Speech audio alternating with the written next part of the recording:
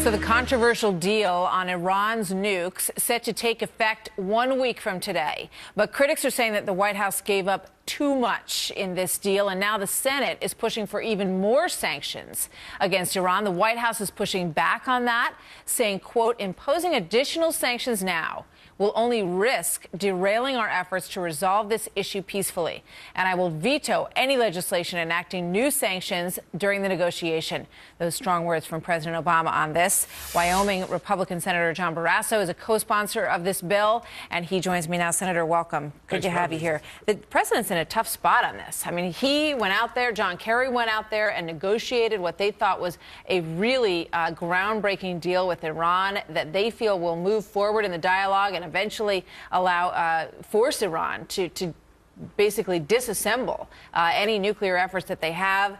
You say absolutely not. Well, I would say anybody that trusts Iran hasn't really been paying attention for the last 30 years. They cheat, they lie, and cannot be trusted. It is sanctions, tough sanctions, that actually drove Iran to this point. And I think that relieving sanctions is a terrible mistake. So we have a new sanctions bill in the Senate, 59 co-sponsors. It's obviously bipartisan, and we can get to the 67 we need to override a presidential veto. Really? I mean, Bob Menendez is one of those senators who is against the president on this, and you believe that you've got a veto-proof majority on this bill.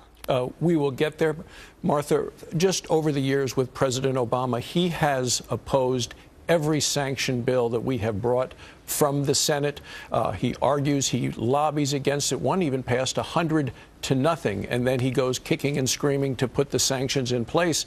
It is the tough sanctions, Martha, that actually caused Iran to start to have these discussions. What additional sanctions would you like to see put in place? What we're saying is give Iran the 6 months that the president has asked for and give Secretary Kerry those opportunities, but basically distrust and verify, so that if they don't comply with everything 6 months to the day, sanctions go into place, new, tougher sanctions. Not what the president wants is to say, well, if they're not complying, then we'll start talking about it again. I want Iran to know exactly what's going to happen with them in terms of their ability to trade oil. So you just want to link a stronger punishment to this plan. So the plan would go forward as executed, right? And a tougher timeline. Yeah.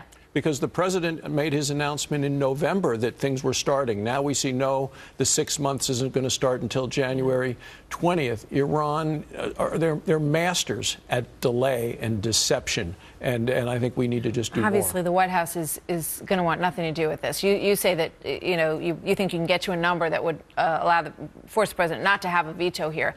But they see this as a tremendous legacy issue for him, that he has brought Iran to the table, and that we're going to start discussing the dismantling of this program.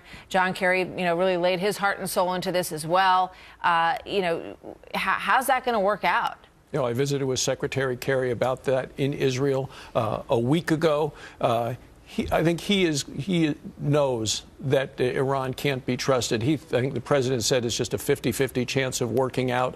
I don't even know if it's that good, but that's why I want these sanctions to go into place immediately if Iran doesn't comply, and the world needs to know that. Iran needs to know that, and I think that's the best way to protect us, because Iran is already using the agreement to their own advantage.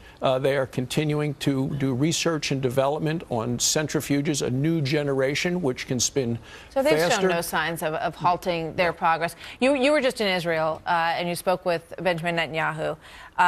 What is his take on the president at this point and this deal?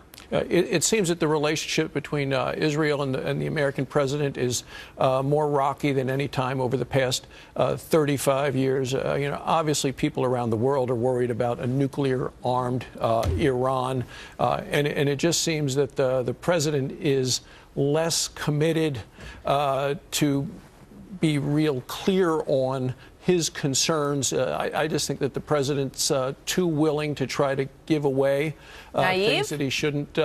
That's one way to put it. But I think you have to just take a look and see what Iran has been doing over the last 30 years to know they can't be trusted. And yet this agreement does nothing about weaponization, about warheads.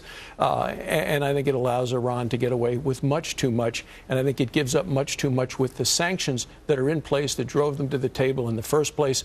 They're going to have $6 to $7 billion more dollars in a relief of sanctions. And I think it's just giving away too much. Tense situation for the White House, and we're going to see how this vote goes. Senator, thank you. Good to see you in New York as always. Thanks for coming by. Thanks, John.